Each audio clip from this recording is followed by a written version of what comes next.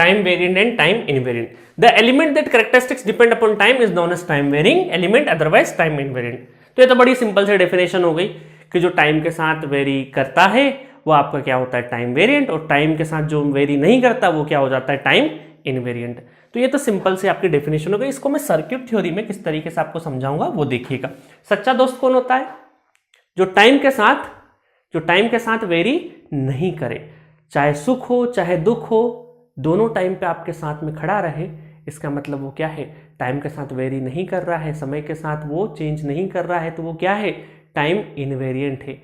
और जो सुख के साथ में साथ है और दुख के टाइम पर इधर उधर चले जाए तो वो क्या है, टाइम वेरिंग, क्योंकि समय के साथ में उसके नेचर में परिवर्तन हो गया है। ठीक है, तो सच्चा दोस्त कैसा होना चाहिए, टाइम इनवेरिएंट होना चाहिए। चलो आगे बढ़ते हैं। इसको सर्किट सॉल्विंग से दो एग्जांपल्स आपको मैं बताता हूं थोड़ी देर के लिए। एक रजिस्टर है, ठीक है, और ये एलिमेंट P और Q मान लेता हूं थोड़ी देर के। P और Q टर्मिनल है, इसके बीच में एक रेजिस्टेंस है, रेजिस्टेंस R, और यहां पर एक मैं मान लेता हूं वोल्टेज या करंट, ये करंट I ऑफ T है और ये वोल्टेज है आपका V ऑफ T। ठीक है, अब मुझे एक चीज बताओ कि अगर मैं टाइम वेरी करूंगा, सपोज करो मैं इसका वो बना देता हूं, ग्राफ बनाता हूं, है ना, इसका मैं ग्राफ बनाता हूं, वोल्टेज और करंट का ग्राफ बनाता हूं, करंट का ग्राफ बनाता हूं। मतलब ये ग्राफ ऐसा बनता है थोड़ी देर के लिए, अगर मैं V ऑफ T और I of T, current I of T, ठीक है, I ऑफ T स्मॉल लग देते क्योंकि इंस्टेंटेनियस हमेशा स्मॉल में बनाते हैं हम लोग, I of T। AC analysis में बताऊंगा क्यों स्मॉल में बनाते हैं। चलो, तो यहां पर क्या होगा, टाइम चेंज कर 1 सेकेंड 2 सेकेंड, दोनों साइड में वोल्टेज और करंट का सेम चेंज होगा। तो हर टाइम पर देखो एक ही कैरेक्टरिस्टिक्स बनेगी, और वो कैरेक्टरिस्टिक्स आपकी किसकी रहेगी, रेजिस्टेंस की, और R ऑफ T रेजिस्टेंस भी क्या रहेगा, टाइम।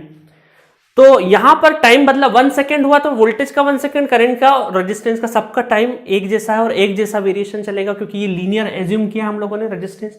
तो लीनियर नेचर के हिसाब से ये रेजिस्टेंस PQ रेजिस्टेंस है ना, कौन सा रेजिस्टेंस, दो बीच के इसमें, तो PQ resistance, RPQ resistance time के साथ में एक जैसा कैरेक्टरिस्टिक शो कर रहा है।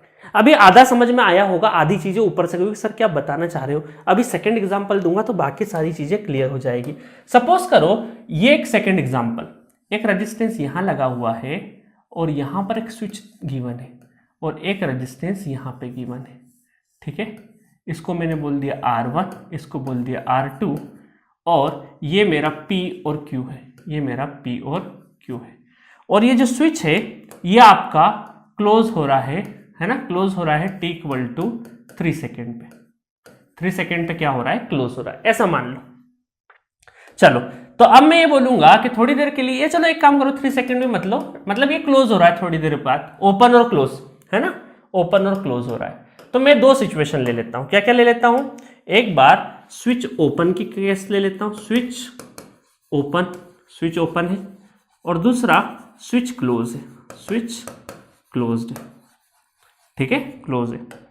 तो देखो अब स्विच आपका क्या रहेगा, ध्यान से देखना है ना, इसको थोड़ा सा मैं इधर कर देता हूं।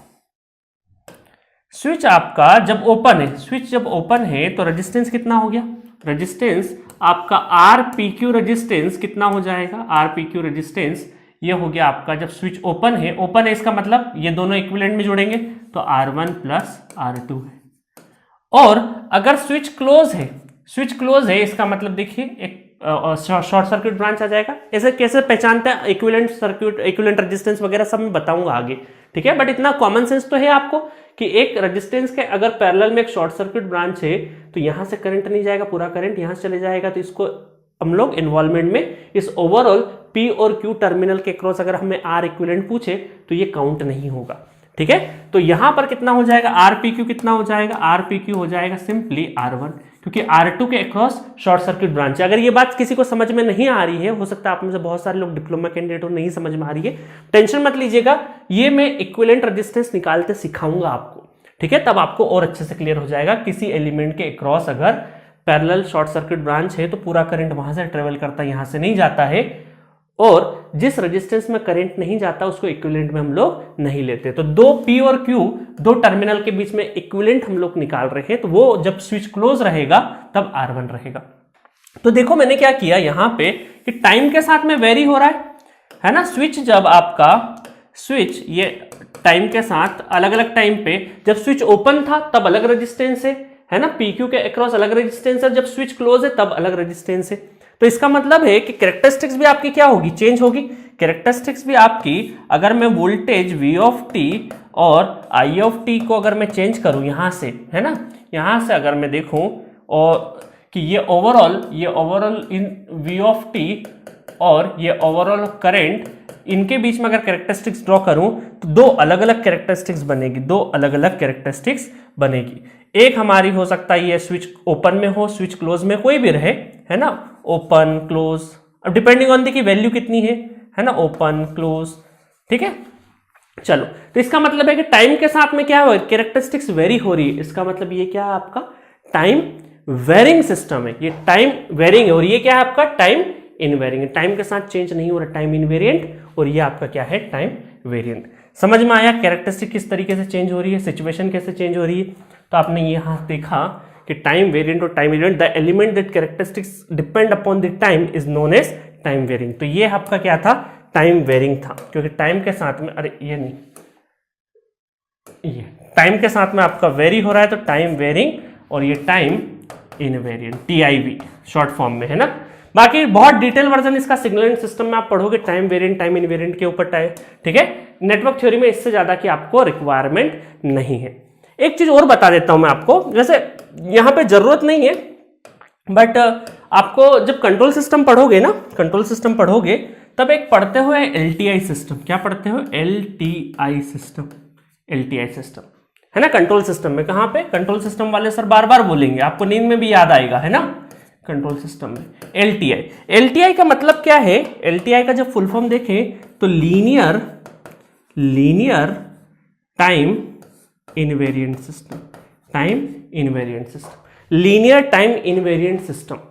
तो जो भी कंट्रोल सिस्टम में जो भी आप लोग सिस्टम जो भी कंसिडर करोगे उसको लीनियर टाइम इनवेरिएंट सिस्टम ही कंसिडर करते हैं। एक ऐसा आप एलिमेंट लोगे या ऐसा आप डिवाइस लोगे जिसका लीनियर होना चाहिए और टाइम के साथ वेरी नहीं होना चाहिए, टाइम इनवेरिएंट होना चाहिए, उसी को आप यहाँ पे डिजाइन करते हो। तो ये टर्मिनोलॉजी आप कंट्रोल सिस्टम में बहुत डिटेल में सुनोगे, LTI सिस्टम। तो कई सारी किताबों का जो नाम होता है ना कंट्रोल सिस्टम की जो किताबें, linear time invariant control system, linear time invariant control system, ठीक है। तो ये इसलिए मैंने बता दिया कि आगे चल के ये वाले सारे नाम लीनियर टाइम इनवेरिएंट अलग अलग सब्जेक्ट में आप सुनोगे।